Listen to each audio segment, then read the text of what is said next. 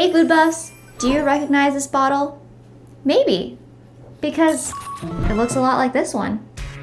Yet these two bottles are about 100 years apart in age. So, what makes the Heinz bottle design so special that it has stood the test of time? By the end of this episode, you'll know the incredible true story behind the Heinz Ketchup bottle. The first thing you'll notice about the Heinz Ketchup bottle is that they're made of transparent glass.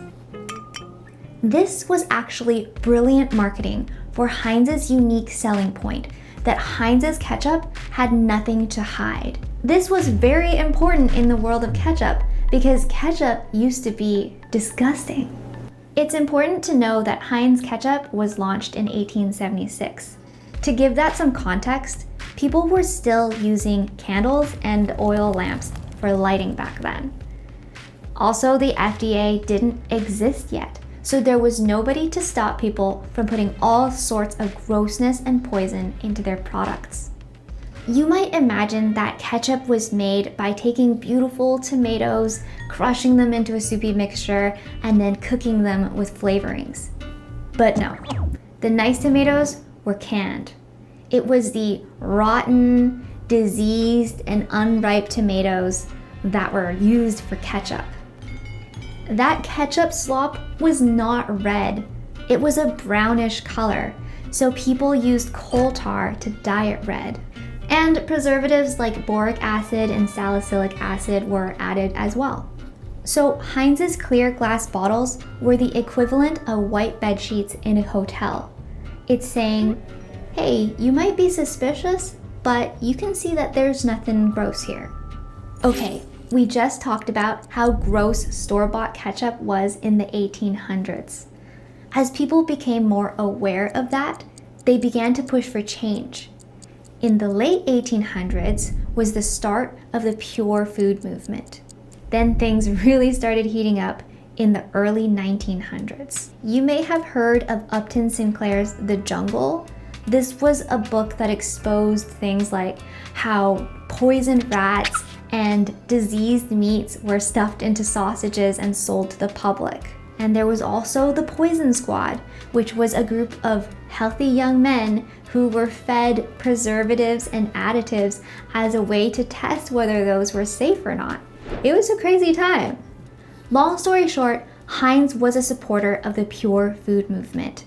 Unlike the other manufacturers who lobbied against the Pure Food and Drug Act, Heinz's team worked to create a new recipe that would be free of artificial preservatives. And it turns out that the solution was really simple. More salt, more sugar, more vinegar. So the quest for an artificial preservative-free ketchup is the reason why ketchup tastes the way it does today. It's way sweeter than it used to be. This is a Heinz ketchup bottle from the early 1900s. And it's special because the label is still intact. Reading the label is just like reading a book from a different time. It gives us a glimpse into what ketchup buyers would have found important back in the early 1900s. And what was important was purity. The label says, guaranteed pure and to comply with all pure food laws throughout the world. Check out these archival photos. Heinz's commitment to purity led them to create some of the earliest quality assurance practices.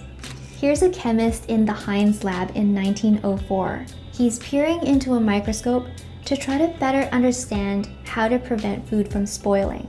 You have to appreciate that Heinz ketchup was launched at a time when people were just starting to understand that bacteria was the cause of food spoilage and could be the cause of diseases. All right, we're on to the most interesting feature about the Heinz ketchup bottle, which is the narrow bottleneck.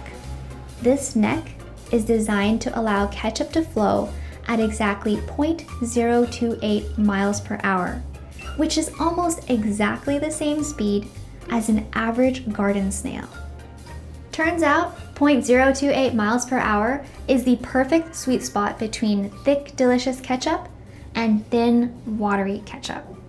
But wait, this thick ketchup business goes even deeper. You may have noticed that every Heinz ketchup bottle has a label with the number 57 on the neck. The location is very important because this is where you're supposed to tap to get the ketchup to flow at that perfect 0.028 miles per hour. Now, maybe some cool friend of yours taught you this tapping trick at some point in your life, but I will bet they didn't tell you why it works. So let's talk about the physics of ketchup. You see, ketchup has a very special physical property. It flows, but not like water or milk.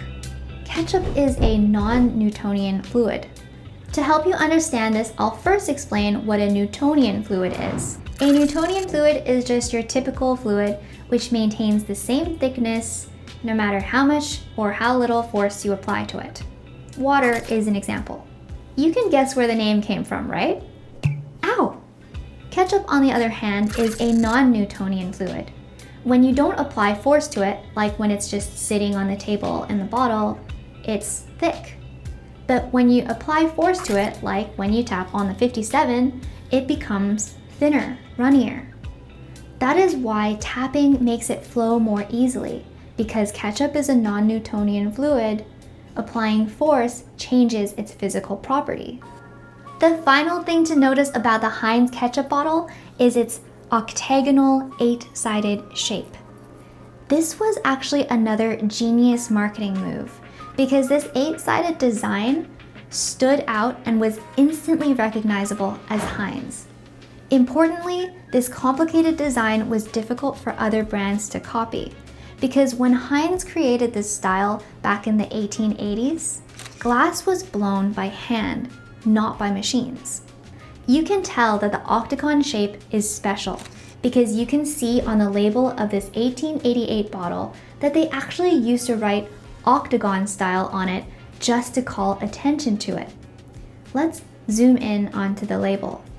The label is actually shaped like a keystone, and it says Keystone on it because Heinz is from Pittsburgh, Pennsylvania, and Pennsylvania is known as the Keystone State. By the way, the 57 varieties just refers to the number of products sold at the time the label was created, although this number is actually rounded down from the real number, which was 60. This is because 5 was Heinz's lucky number and 7 was his wife's. Anywho, the Octagon style was patented in 1890, and these glass bottles were so important to Heinz that they started making them in-house in 1892. Okay guys, if you made it this far, would you listen to my wish list? Please help a gal's dreams of a play button come true and hit that subscribe button. Comment below if you put ketchup on anything interesting. Hit like if you learned anything. That is my whole wish list. Thank you so much. Bye.